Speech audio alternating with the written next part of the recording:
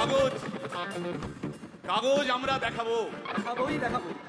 কারণ আমাদের কাছে কাগজ আছে। ভাই ভাই এসআইআর কি বলছে? ঝাড়াই বাছাই চলছে। ভাই ভাই মোদির নাকি টেনশন। প্রধানমন্ত্রী কত পায় পেনশন? ভাই ভাই এসব গান বাজনা ছাড়, চল প্রমোটারি করি, বড় গাড়ি চড়ি, ইলেকশনের মেজাজ বুঝে দলটা বদল করি।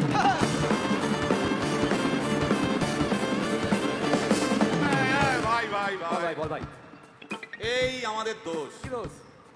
গান বাজনা করতে এসে এসব কথা বললে রেগে যাবে। কে রেগে যাবে। আরে কে? রেগে যাবে কুণাল ঘোষ।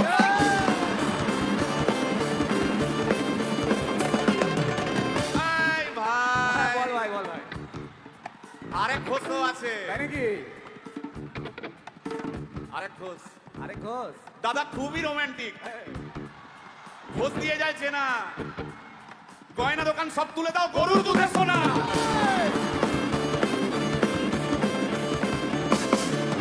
ভাই হ্যাঁ দুটো ঘোষ বললি, এবার 3 নম্বর ঘোষের নামটা শোন। সেটা কে রে ভাই? বলছি রে ভাই ওই বিপ্লবীদের পার্টির আরেক ঘোষও আছে বুঝলি। এই আরেক ঘোষও আছে ওই বিপ্লবীদের party. TV channel party office বড্ড হাঁটাহাঁটি, তাই কিনেছে গাড়ি, দামটা বেশি খুব, ফেসবুকেরই রাজা মোদের দাদা শতরূপ।